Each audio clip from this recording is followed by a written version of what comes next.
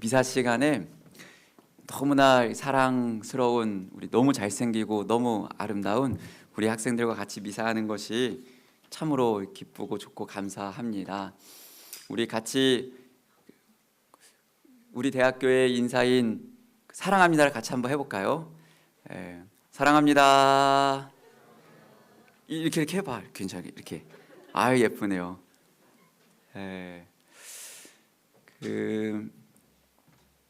제가 카톨릭 상식 퀴즈를 하나 내겠습니다.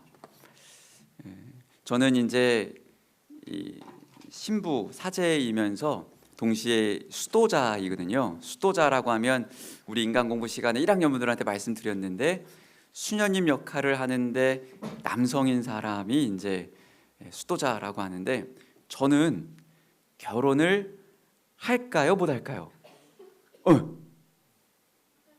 못 할 것 같아. 그러면 저는 못 하는 걸까요? 아니면 내가 스스로 안 하는 걸까요? 뭐 아주 쉬운 상식이죠. 카톨릭에 있는 그 신부들 또 수사님들 수녀님들은 결혼을 하지 않습니다. 여러분들이 보시기에 저는 좀 부유하게 갖고 싶은 거 막 가지면서 살 것 같아요? 아니면은 좀 없어 보여요? 어때 보여요? 알아요. 없어 보이는 거죠. 없이 사야 알아요. 뭐를 마음대로 뭘 가질 수 있거나 그런 것도 아니고, 그리고 여러분들 여행 같은 거 좋아하잖아요. 어디 마음껏 가고 싶고 이런 어떤 자유로운 시간들, 저에게는 그런 것도 없습니다. 그러면은 결혼도 안 하고 뭐를 물질적인 거나 내가 갖고 싶은 걸 갖지도 않고 자유롭게 어디를 다니지도 않으면 도대체 무슨 낙으로 삶을 사는가? 그리고 왜 이렇게 종교적인 삶을 선택하는 사람이 있는가? 스님들도 그러시죠.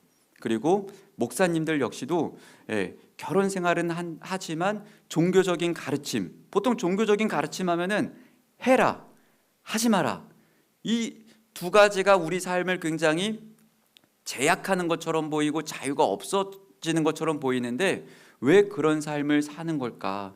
왜 그렇게 삶을 선택하는 걸까? 저는 처음에는 이런 생각을 했어요. 제가 이제 저도 이런 삶을 살기 전에는 그 TV에서 보면 나오잖아요. 뭐 나와요? 동자승 이런 거 나오고, 그 다음에 어렸을 때부터 이렇게 신학교에 들어갔던 그런 내용들 보면 저분들은 어렸을 적부터 부모님한테 세뇌당했거나 아니면은 뭔가 그런 타고날 때부터 그런 종교적인 것 갖고 태어났나 보다라고 생각을 했는데, 왜 그러냐면 저 역시도 어렸을 적에는 이런 삶을 살 생각이 아예 없었거든요. 저는 여러분들이 조금 이해가 돼요. 이해가 된다는 건, 이런 거는 좀 얘기하면 그렇긴 한데 어차피 선배들한테 다 들을 거니까, 우리도 그 뭐냐면 이 미사 출석 체크를 2번 하잖아요. 이게 여러분들의 머리에 우리도 진화해간 과정이거든요. 미사 수업을 출석 체크는 해야 되는데 처음에 한 번만 하니까 처음 한 번만 하고 이제 사라지시는 분들이 계시고, 또 이렇게 2번을 해도 중간에 어떤 여러 가지, 이거는 말할 수 없습니다, 이런 걸 통해서 또 출석 체크를 한 사람도 있고. 근데 저는 그게 이해가 되는 게, 제가 어렸을 적에 부모님이 성당 가라고 300원을 준 적이 있어요. 예전에는 엄마 손 끌려서 가다가 나중에 돼서는 100원은 올 때 갈 때 차비하고 100원은 헌금에 넣으라는 거죠. 근데 그 성당 가는 길에 뭐가 있었냐면 오락실이 있었어요. 그거 한번 봐봐요. 이게 성당에 가서 봉원 바구니에 100원을 넣게 될 거하고 내가 오락실에 100원을 넣을 거하고 한번 비교를 해보면, 여러분들 봉원 바구니에 100원 내면은 무슨 일이 일어나요? 아무 일도 안 일어나요. 근데 게임기에다가 100원을 넣으면 무슨 일이 일어나죠? 재미가 나에게 다가오니까 삶은 즉각적이고 보여줘야 되는 거니까, 나는 성당에 가서, 여러분들 받은 거 있죠? 주보. 성당에 가면 그 주보를 줘요. 이거를 들어야 되는 이유는 엄마가 확인을 해. 성당 갔다 왔냐 안 갔냐. 그러면 이걸 넣어야 되니까 주보를 들고 오락실에 가서 매번 이제 게임을 했어요. 그러니까 저 역시도 이 미사를 드리는 것이 즉각적인 재미라든지 또 이런 것이 잘 안 느껴졌던 그런 거였죠. 그런데 이러한 제가 왜 수도자가 되었을까? 왜 신부님이 되기로 했을까? 요게 진짜 퀴즈입니다. 자, 요거를 맞히는 분은 맛있는 커피를, 우리 교목적 커피 말고 정말 커피 쿠폰을 좀 드리겠습니다. 무슨 체험 때문이다. 이 뭘까요? 손 들고 맞히면 네, 우리 학생들 중에서, 교수님들은 안 돼요. 학생들 중에서 무슨 체험 때문이다. 뭘까요? 잠깐만, 안 돼요. 알 것 같아. 자, 무슨 체험 때문이다. 예신 땡. 와, 우리 친구 뭐라고 했냐면 영적 체험이라고 했습니다. 박수 한번 줍시다. 맞아요. 저도 사실 여기 있는 우리 사랑하는 옥탑방 친구들의 마음이 이해가 돼요. 앉았다가 일어났다가 강론하는 것 듣는 것도 힘들고 저도 똑같이 괴로웠거든요. 그런데 언제 이게 바뀌었냐면 제가 영적 체험을 하게 되었어요. 영적 체험이라는 것은 우리가 살면서 여러 가지 어떤 체험들이 있잖아요. 내가 신체로서 느껴지는 감각적인 체험도 있고 정서적으로 교감해서 느끼는 체험도 있는데 이런 영적 체험이라는 게 있어요. 그래서 보게 되면은 저는 이거를 너무 좋아하는 구절이에요. 어린 왕자에서 나왔던 것 중에 가장 중요한 건 눈에 보이지 않나 마음으로 보는 거야 라는 우리 삶 안에서 이 중요한 이 영적인 어떤 체험들, 사람들이 여행 중에 특히 유럽을 순례하는 중에 아니면은 우리나라 명동성당도 있고 아니면 절 같은 데 갔을 때 느껴지는 게 마음이 편안하다. 그냥 앉아 있으면은 뭔가가 좀 위로를 받는 것 같다. 어떤 그 힘이 느껴진다. 이렇게 표현하는 것. 이것이 바로 우리 삶 안에서 체험할 수 있는, 우리가 세계보건기구에서 건강의 조건을 이야기할 때 신체적인 것, 심리적인 것, 정신적인 것뿐만이 아니라 우리 삶 안에서 어떤 영적인 건강도 이야기를 하거든요. 이것이 얼마나 중요하냐면 우리 꽃동네에서 19년 정도 사셨던 우리 자매님이세요.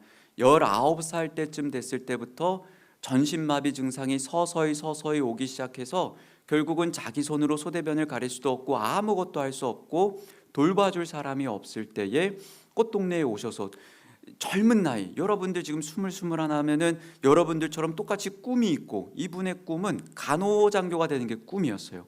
제복을 입고 이렇게 살면은 자기의 똑같은 그런 꿈이 있고 자기 동생들 먹여 살리려고 노력했는데 어느 순간부터 눈이 잘 안 보이기 시작하고 손가락이 마비가 되는 결핵성 내막염에 걸렸는데 나중에는 전신마비가 됐을 때 우리 꽃동네로 오시게 되었죠.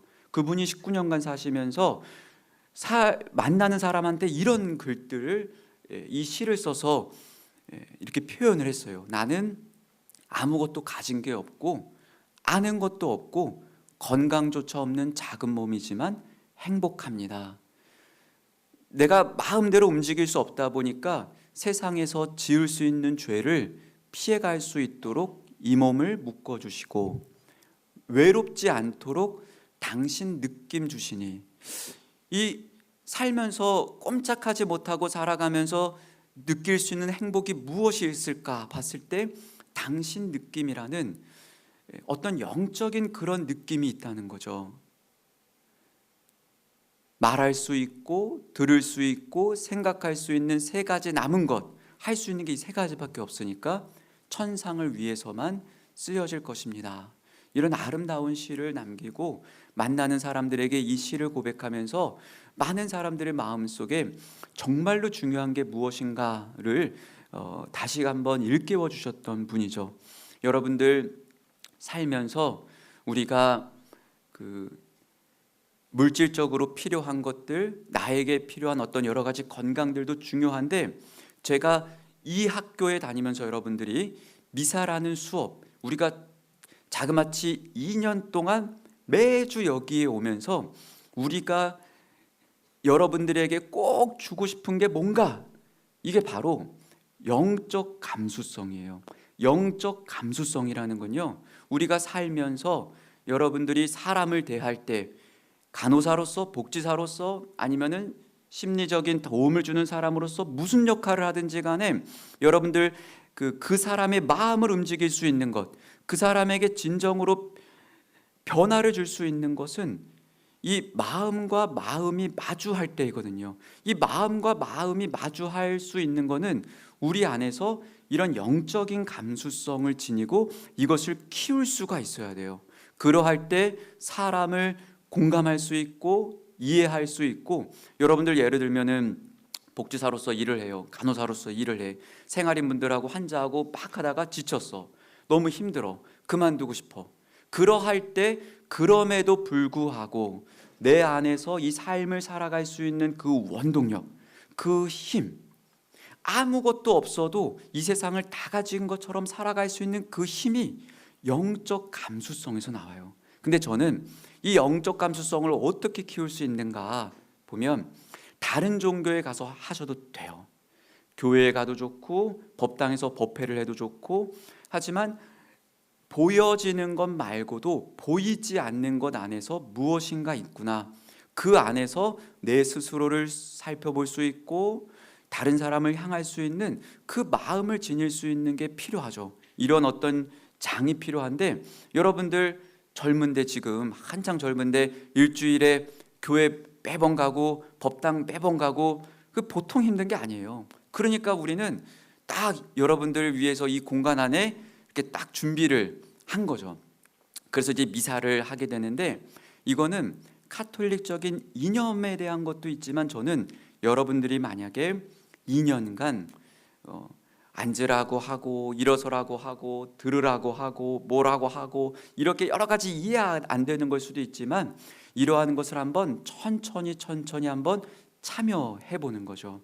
대신에 한 가지의 소원을 꼭 갖고 하는 거예요. 한 가지의 소원. 한 주간에 여러분 소원 있잖아요. 아우, 이번 주에 수업을 들으니까 땡땡땡 수업이 너무 어렵다. 이건 뭐 누구를 뭐 한 게 아니라 그 수업이 원래 어려운 겁니다. 막 인간이 신체가 왜 이렇게 복잡하고, 이런 거 들으면 얼마나 힘들어. 고등학교 때 하나도 안 했는데. 그러면 한 가지 소원 간단하게, 제가 제 힘으로 다 하려고 해도 안 되는 게 있으니까 좀 도와주세요. 만약에 신이 계시던 누가 계시던, 그걸로 한 가지의 지향만 갖고 이 미사를 해보는 거죠. 그러면 나도 알게 모르게 어안이 벙벙할 수 있지만 어느 순간 내 마음속에서 무엇인가 차오르는 그 힘, 그게 바로 여러분들이 느낄 수 있는 영적 감수성이에요.